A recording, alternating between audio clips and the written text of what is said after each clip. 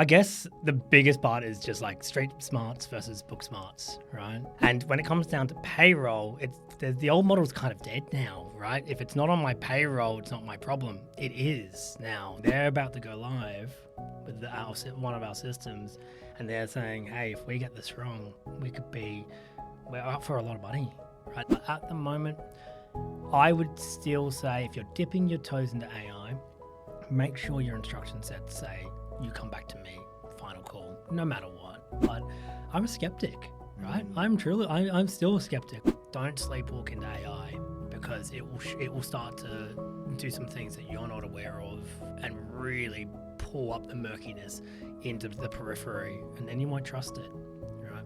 I can safely say I go to some people and they say, hey, where's my data? And I'm like, they don't know. There's a lot of hype. I would implore anybody viewing this to try to use a little bit of a critical analysis on all those LinkedIn posts that say, oh, you can just dump all this data into AI and hope for the best, right? Work is changing. That's not a prediction anymore. It's just Tuesday. And the leaders doing it well aren't the ones with all the answers. They're the ones asking better questions. I'm Dave Kenyon, and this is Evolving Workforce. Today we're talking about what happens to workforce management when organisations grow fast and why the systems and processes that worked at 200 people start to crack at 2,000. My guest is Joe Collins, founder of Cobolt, a workforce technology consultancy specialising in multi-site operations, particularly in construction and industrial sectors, I should say. Joe has built his career without a traditional degree, learning from the ground up by solving real problems for real businesses. That gives him, a perspective that we don't often hear and makes him quite grounded and refreshingly direct. Joe, great to have you on Evolving Workforce. Thank you so much for having me today. It's a real excitement to do this. There's a lot that I want to kind of really touch base on, and give 2 cents. So. Yeah, absolutely. I've been looking forward to chatting to you. So first, let's talk about your career without that traditional degree. Of course. How have you learnt, and how has that shaped what you're doing right now in terms of the workforce stuff? I guess the biggest part is just like street smarts versus book smarts, right? So I went out into the realm after, graduating high school straight into full-time work, right? It got me to have a look at different businesses, got me to look at how different industries ran, and I started to understand what made businesses flow from increasing revenue, decreasing expenditure, and managing that compliance and risk, right, from the get-go. I'm not saying that, go degreeless, but that was just kind of the way that I felt that I needed to go. Also, I didn't want to be labelled with a whole heap of debt too. So having that on-the-ground reality of how businesses work instead of just reading through books and syllabus and going through those particular exercises at a particular university, I got that type of experience hands-on, and I've always valued that, and I think a lot of people do value that when I get into those conversations with the C-suite or the management of the construction sector, as well as any other industrial sectors that I'm trying to serve as well. So. We'll get onto the construction sector in a moment, but of course. I think when we're speaking off air, you mentioned that it just helps you with in certain self-reliance in terms of you've had to figure it out as you go, and you're self-taught. Absolutely. So I taught myself programming, I've taught myself business acumen, I've taught myself a lot of how we're going to shape our administrative processes from automation to now into AI. I guess because I've just been by myself within those businesses and I've had mentors throughout those, it's really helped me shape on how to run that business. And that's why I'm now running Cobolt/Helixx, my new entity as well, and knowing where the pitfalls are. So when I'm conversing with those particular prospects, I know, hey, I've done this before. And I'm young enough to see where we can help you automate and optimize your tech stack there too, especially around workforce management.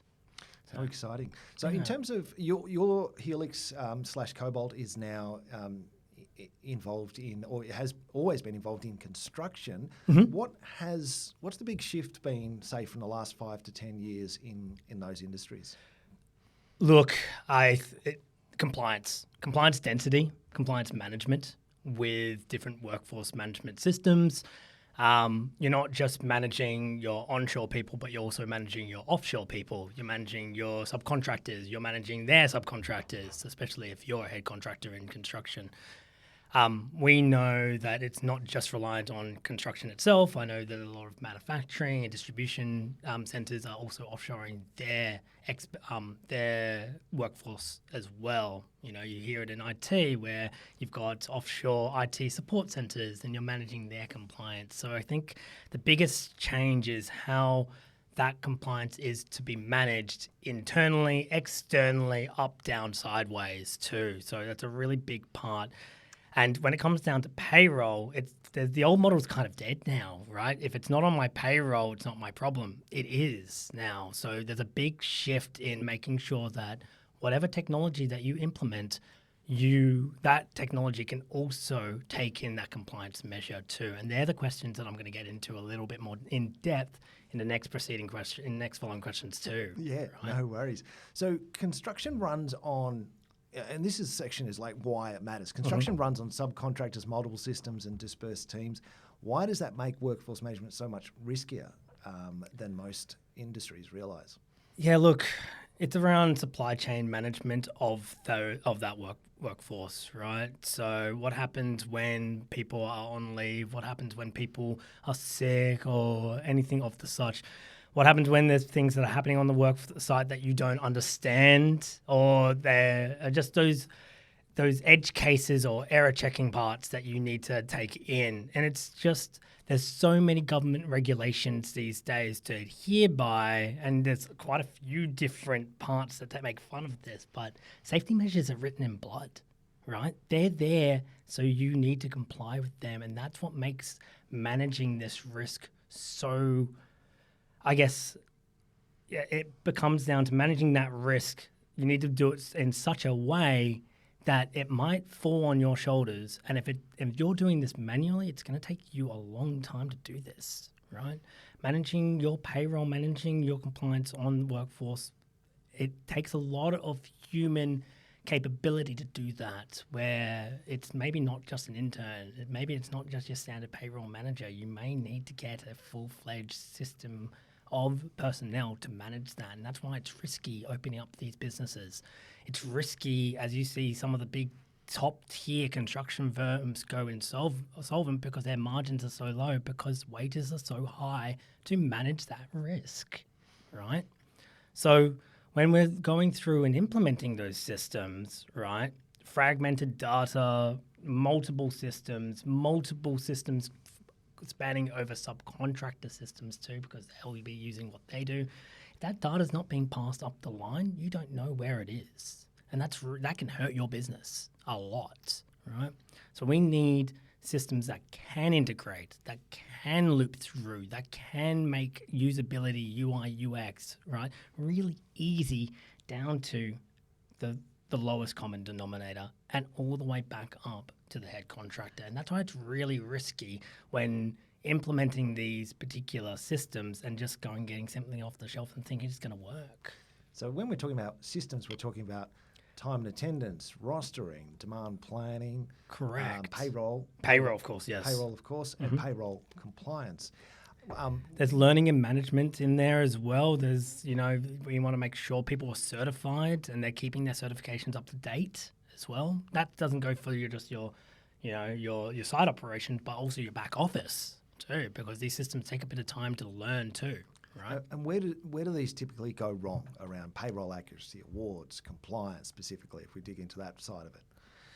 Yeah, look, there's two things that can really, really go wrong. It's where I personally see, because I've been doing a lot of payroll implementations recently, more so, and I've stuck my head into some of the time and attendance as well, right? I've seen things that maybe the accruals or the entitlements or the allowances aren't being accrued correctly and somebody's getting underpaid. So really being stringent and strict on that EBA and award ruling needs to be up to scratch, right? It needs to be up to compliance, or you could be in hot water with the ATO, right?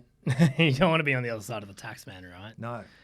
So, and on the other side of that would be, ensuring that super is correct. We've got payday super coming through. That's going to be affecting a lot of people from the ERP space that we implement too, as well. Some of the payroll solutions that we go through, not some, but all, right? So, on two sides of the coin, there's a really big part around making sure there is accurate timesheets going in, they're being calculated correctly, and they're also making sure that payroll can go out timely and smoothly. I have a customer at the moment, they miss one day in payroll, they have to pay all of their employees, I think, double time. Wow. So they're about to go live with one of our systems, and they're saying, hey, if we get this wrong, we're up for a lot of money, right? It affects the bottom line there. And they're a smallish company, but they still have the same compliance measures as a bigger company too, right? So when we're implementing these parts, these systems, from an ERP to financial to payroll to workforce management, whoever we might partner with, OI is doing a lot of really good things here with their EBA and the calculation rules with construction and the modern award. We're making sure that we're testing thoroughly on their side, on our side, internally, QA checks, the whole thing to manage that risk, to manage the data, to manage the accuracy of that data going in, coming out, paying those people on time effectively. Nice one. Yeah. Now, it's a question for the ages. It's been around for a while. Best of breed versus jack of all trade. And what we're talking about here is the software, whether it's just one particular type of application rather than in terms of multiple different, like HRIS. Do you want to run us through what I mean by that? Yeah, this is a really, really interesting one because myself as a technologist, I come from a system design perspective, whereas some people may critique that in a way from a business point of view, because from a system design perspective, having everything in one basket could mean that you have a single source of failure, right? There might be redundancies checks. You could load balance with different servers. From a tech perspective, you can make sure that is, ensured that that particular system stays online, but you're coming down to that all-in-one system that is a single source of failure. Whereas if you flip it to multiple different systems doing each of their own parts in unison or in tandem, consecutively on a workflow, think of it like microservices in a way. There's multiple points of failure, but if one service goes down, we can work on that while the others stay online, right? Flip it on its head. If I talk to a business owner, they say, hey, I want everything in one system. It's easy for me to train all my people. It's easy for change management. It's easy for me to manage my subscription. It's easy for me from license, one throat to choke. I go to that vendor and that's it, right? So, but you may not get everything that you want. Jack of all trades, but master of none. I sell software, MYB Acumatica. There's a few other different ERPs such as Sage Intacct, Microsoft PC, which will tote all-in-one systems with add-ons and so forth, right? But they want everything under one belt. And whilst that's a really good measure, even some of those parts with payroll fall short on some of the EBAs and awards. Some people don't like the mobile app and all that. So we go to best in breed solutions out there in the market that can actually handle all of the edge cases and then making sure that they can integrate their data through to the ERP. And again, there's no fault on these particular systems all in one versus best in breed point solutions. It's how you integrate that data. It's how you have that transactional layer. And then we'll get through to all the cool things like AI once you've got that foundation. Sounds very good. Tell me what industries, what can other industries learn from construction about managing people they can't always see? They're not always visible. Yeah, this is interesting, right? So construction's been like this since, I guess, I'd say dawn of time, before probably my time, right? And I'm quite young, youthful in a way. But as we see, construction has so many different layers. You have your head contractor, your subbies, your subby of subbies, and your subbies, right? You keep all going all the way down. Again, I've talked about managing that risk, that compliance, all the way up the chain, all the way down. And you've got a lot of different apps that do that inside the construction sphere of IT. You go to Sydney Build, you go to Future Build, which is just on at the ICC at the moment. You'll see all these different apps working in tandem, making sure they're integrated to handle that extensive workforce that goes from multiple parties. Now, when we take that to a manufacturing house or a distribution center or an e-commerce platform or even an IT SaaS house as well, they don't have that they may not have that particular experience offshoring and managing that risk where they can't see. So it's good to go to these types of media, these podcasts, and listen to how construction are doing these things so you can also potentially replicate that system, right? And there's a method to the madness. If construction is still a little bit slower on the uptake because of this, but once they've got this, I think, sorted in the next 5 years, it's galloping now, right? Compared to 5 years ago, they'll have this really tight-knit system of a really few key apps that a lot of other apps will integrate to. Your Procores, your breadcrumbs, and so forth. So it's really imploring that anybody who's outside construction to heed a construction manager or quantity surveyor or the C-suite of a construction company and ask them, how are you managing that workforce today? Is it easy? Is it hard? What are the problems? It's just getting that conversation started. And just to tack on that, I go to a few construction companies who are now also manufacturing as well. So they're doing the inverse. They're going to their friends, they're going to other key, stakeholders of big manufacturing plants and saying, how do I get into this part where I start manufacturing, my steel to go onto my warehouse, right? And we're in talks with some really big shops down in Melbourne at the moment, some in Queensland as well. Data centers are going through the roof, so we really want to target that, of course. Yes. Right? And again, it's just exploring different. I think a lot of industries are exploring sub-industries to go into to have that vertical integration there too. So it's really interesting. I would implore to start to get those conversations happening, start to go to meet and greet, start to look at other different media such as other podcasts, maybe also go to this one, right? Throw everything around this and have that chat around how they're managing that workforce. I appreciate it, Joe. You're promoting this podcast while you're talking on this podcast, Evolving Workforce. Of course. So. I appreciate it. Yeah. So now we've got 3 quick games we like to play at the end of the podcast. And the first one's called AI versus humans. So in terms of payroll and workforce management data, where's the line in terms of how much you use AI and how much humans need to get involved? Yeah, this is a really, really big one. It comes back down to how much you trust AI, right? There's a lot of hype. I would implore anybody viewing this to try to use a little bit of a critical analysis on all those LinkedIn posts that say, oh, you can just dump all this data into AI and hope for the best, right? It will pump out exactly what it does, where, I download some of those templates back in when I just playing around and half of them don't work, right?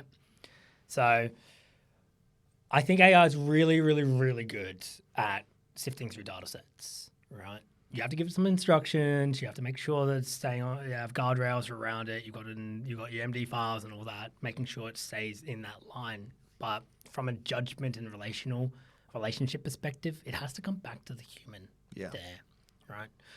I employ many different agents over many different systems, from project management through to sales, through to marketing, through to just general admin of my Outlook email, right? Data going in, data going out. I always want it to come back to me to ask the judgmental questions. Hey, is this the correct thing? Yeah, that might slow me down a bit, but it's still gone through a lot of the data for me and group that data together based on commonalities, maybe like a category, or maybe by the subject name or the sender for Outlook email perspective. So I still wanted to come back to me for me to make that final judgment call. There are some things, once you start to trust it a little bit more, that you could probably offshore that to another agent. But at the moment, I would still say if you're dipping your toes into AI, make sure your instruction sets say you come back to me, final call, no matter what. You don't want it going into the wrong bucket. And this is where it comes into private versus public AI models too. I don't know if your follow-up questions are around that, but I'm happy to answer those too. Right? No, it was my follow-up question was more of a comment around always keep that human in the loop, and Absolutely. that's that fine point to we can hand over a certain amount, but you need someone, and maybe multiple stages in the process. So I'm talking about a time and attendance, rostering to right through to payroll and payroll compliance. Maybe there needs to be a number of different humans in the loop there. Take a time and attendance system, right? It's really great at going through a multitude. Say you have 5 different employees and one's taking a lot more sick leave than usual, but you're not picking up on that trend. It can do that data analysis very easily, but I wouldn't want it to schedule that employee to when they're not sick. So I want that to come back to me to make that judgment call. Yeah. But I want it to give me the report because it can go through the data a lot more easily and tell me this person's been sick on this day for this reason, right? And it might be every Monday because they've had a blowout on the weekend. Who knows, right? And no judgment there, but maybe you should say, hey, I can't work Mondays and I'll work Saturdays instead. But that's what I'm saying in terms of it combing through the data. It's pretty fast. It's going to be faster than me and you. Absolutely. Right? But I'm going to make that judgment call whether I go reschedule that person. I don't want it to go redo that. I don't want it to do that on its by itself. Absolutely. You've got to let that person have their Saturday night. I know, right? Yeah. And maybe that's a great idea for everyone that just likes to have their Monday off. They can work Tuesday to Saturday. Look, and things will be picked up during these systems. That's kind of why we implement these, to have making sure that people do the right work at the right time, they get paid for it. If things don't, I work a very flexible very flexible job. So, I get to take time off, do things like this with you, but when crunch time happens, I can say, okay, this is my focus time. AI makes sure that I have these focus periods of time in my calendar so I can do this work. And they'll say, I've scheduled into this. Is this okay, Joe? And I say, yeah, it is. Right. Nice one. And next game is change your mind. So when we were talking off air before, you mentioned Salesforce regretting cutting thousands of people because AI couldn't fill the gap. Has anything shifted in your thinking about how fast AI can replace people in terms of workforce? Look, going back 12 months, I really like the pace. I was kind of scared of the pace of AI, like everybody, but I like the trajectory of it. I was involved in a lot of AI, but not to the part that I am now, right? I was only scratching the surface or even understanding AI agents at the first part when Cobolt / Helixx was forming in that sense. Looking at these big players, right? Lay off so many employees in the midst of we're going to implement AI through our firm. I didn't really think that would be, I personally was a bit hurt around that because, I think AI is a great tool and it can really shift these people into new parts, but I understand from a headcount perspective, they want to, reduce and minimize that cost, right? So I can safely say 12 months later now, the pace is still quickening, but my judgment and my understanding of it has become vastly more deeper, right? Where I wouldn't trust it to make those judgment calls, coming back to that previous question's answer, right? I don't think it's there at the moment to make those judgment calls because of the relationships people have inside their team. And it can't replicate those relationships, those interpersonalities between one human and another human because it can't do that. It can't inherently understand and memorize that personality yet. The context window is just too short, right? And no matter how much database you give it, it still won't get it right? There's so many nuances that myself to you, we know, we can understand the body language. You can understand my little ticks and inflections of my voice versus you have to train AI to understand that, and it's just not there yet. So when these big firms say, hey, we've gotten rid of this, and then 6 months down the track, some of the senior managers say, we kind of regret it. I understand, right? I'm employing these AI agents in my own firm, but I don't trust them outside a human. When I need to have payroll expertise, I still ring up my consultants. When I need to get construction expertise, I ring up a construction consultants and talk to them, right? I'd rather be talking to a human still than an AI agent. And I think that's why those agents that you talk to on the phone have kind of, they don't hit the mark just yet. They really don't, do Yeah, and I got a few calls the other day and I'm like, nah, I'm not going to actually answer. they? That's not for me, yeah. It's not for me too, right? So you were talking about the human nuances and just how much there is really to being human. Do you think at one point, actually this leads into our next game, which is a prediction and a warning. Yeah, sure. Can you, I've got I'll ask you for two predictions, but sure. Do you think AI will get to a point where it's like, wow, that is doing everything a human can do? It's almost like that might even be the singularity. I'm not sure if that's right. Yeah, I understand that. I think I've been looking at a lot of different, technologists in the sphere, the grandfathers of AI. You can find this on YouTube and all that. I'll give you some links after you can place up. But, there's a lot of different predictions that are coming through this. Even Sam Altman of OpenAI saying, "Oh, just give me some extra money now." And we're so close to artificial general intelligence, right? We're so close, but I'm a skeptic, right? I'm still a skeptic. I love it and I think it's really good, and I might not be the most early adopter of everything these days as I might go through my career, but I still want to be somewhat on the bleeding edge. But I really don't think at the moment the standpoint is that it can truly replace a human. And it comes back to context windows, the resources, the hardware resources on hand. And I know data centers are being built. I know NVIDIA's going up in market cap. I understand that people are putting so much money into GPUs and everything that Apple Silicon's actually doing with their chips. I really think it's going to cost humanity a lot more than it thinks to create something that can truly replace a human right now, right? Maybe something in the future, maybe something with quantum computing, maybe something that takes down that heavy lifting in terms of resource management, hardware resource management for these AI models. But right now, I think in the next 5, 10 years even, I might say 5 years, we're okay with the current trajectory. I'm okay with the current trajectory, but who's to say that I'm actually right? There's a lot of people betting their horse on, the inverse of what I'm saying. It would be very, very interesting. So in terms of one more prediction, where is workforce technology and compliance going? Particularly in terms of, the industry that you're in. If you look ahead 5 years, are we going to be using applications or is it just going to be AI that we've built ourselves? Yeah, look, two sides of the coin.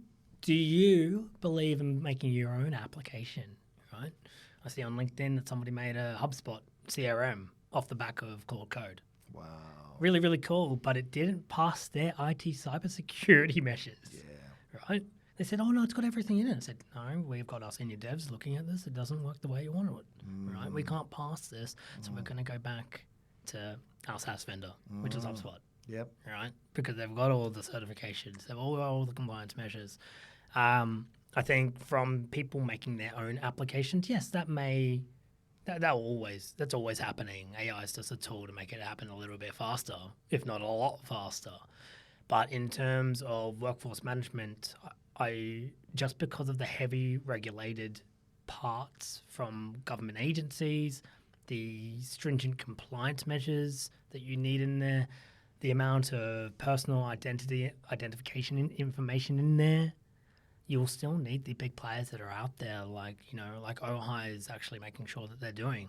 I wouldn't trust somebody just coming off the cuff and saying, "Hey, I built my own workforce management system, and you can go dump all this into, this AWS bucket." Is that actually secure? Did you put SSL on there? Did you encrypt it? Did you encrypt data transit? I don't trust that, right? So I want to make sure that I'm getting a system best in breed that's done all the heavy lifting, that's done all the regulatory measures, and making sure that, they've gone through all of those checks and balances before implementing it. And that's when I would be imploring CFOs, CEOs to actually ask those validation questions when they're looking at new software, because, you're going to be paying money for this, and you want to make sure that people are innovating and staying up the check, right?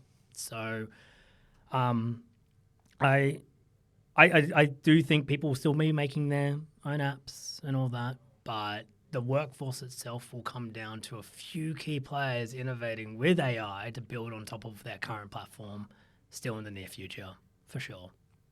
And for now, for a warning, what's one thing that organisations are sleepwalking into right now? Look, I have proposals out there for AI advisory. I have proposals out for AI frameworks, small-time agents. The big thing is data sanitization, data quality. You can't loop over bad data. And I don't think they're sleepwalking. They're starting to wake up to that fact, but they're not looking at the entire big picture of their own organization sometimes. And I'm like, do you remember Betty from accounts? They're just putting everything into a local file and held all of your data there. I've had some consultants save all of their data in their personal OneDrive folders too. And I'm like, hey, we're not compliant if you do that, right? So it's making sure that I have those measures in place to control where data flows when it comes into my system. And my data security and data retention policies say that on my website too, right? So I don't want people sleepwalking on data quality and data retention. I don't. There's so many things that you can get audited on and you can get sued upon, and there can be legal matters, and that just costs your business a lot of time and effort to go through. So I just want to make sure that I'm getting this point across, is just sanitize that data, make sure you know where it's coming from. You can't take the next step into optimizing your tech stack into AI Foundry or parts of what you want with AI until that layer's done, right? So you can't run before you walk, unfortunately. So, talk to us, talk to your providers. I'm free for a call anytime, right? I'll offer you a free 1 hour discovery. Here's me, selling through your podcast. But, just have a look at your measures, audit your own data. Don't sleepwalk into AI, because it will start to do some things that you're not aware of and really pull up the murkiness into the periphery, and then you won't trust it, right? And I have business owners not trusting AI now, which is unfortunate, right? So this has been a fascinating chat, Joe. Is there something that you'd like to share that business leaders really need to know about, workforce management and compliance? Yeah, look, it comes down to, I guess, those compliant measures. Don't get something off the shelf if you haven't vetted it. It's pretty simple out of that part. I would be asking more from your current vendors as well. Go into, their customer success managers will be hopefully trying to ping you. Get on the phone, have that 1 hour meeting, that 30-minute chat. Go meet with them for lunch and say, what are you innovating with? If you're not innovating, then why am I paying you money, right? Everything's on a subscription. You should be getting bang for buck, right? And again, it might be all the glossy, we're implementing AI through our system. It's going to be really good, but be really peculiar on how that AI is implemented. Be really stringent and ask those hard questions. If I put data here, where does it go to, right? I'm putting all my subcontractor data in here too. Where is that going to? Have I notified my subbies of subbies and all that down the chain if you're in construction? Implore to have those conversations with your vendors, right?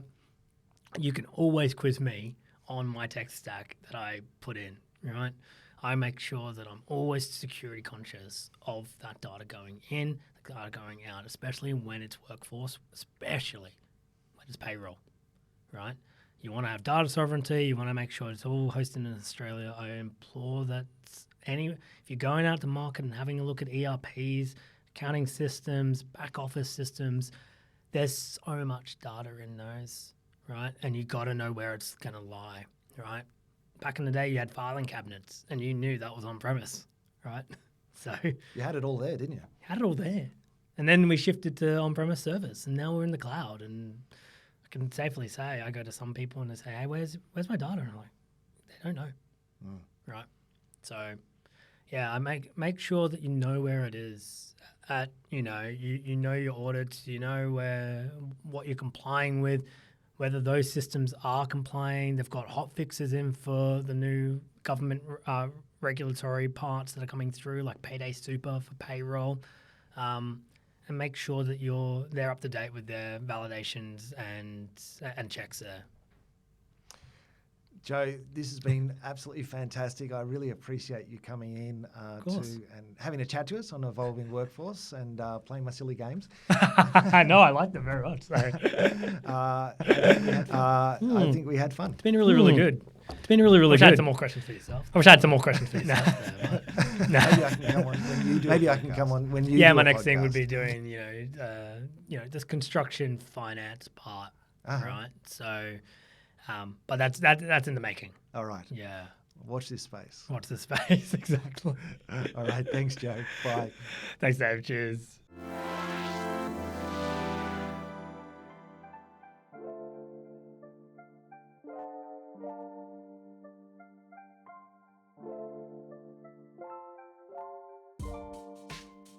Evolving Workforce was proudly brought to you by OHI, specialists in workforce management, award interpretation, and payroll compliance, delivering new certainty.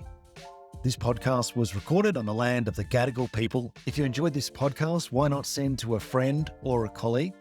And remember to hit follow on your podcast player to get every episode as they drop every Wednesday.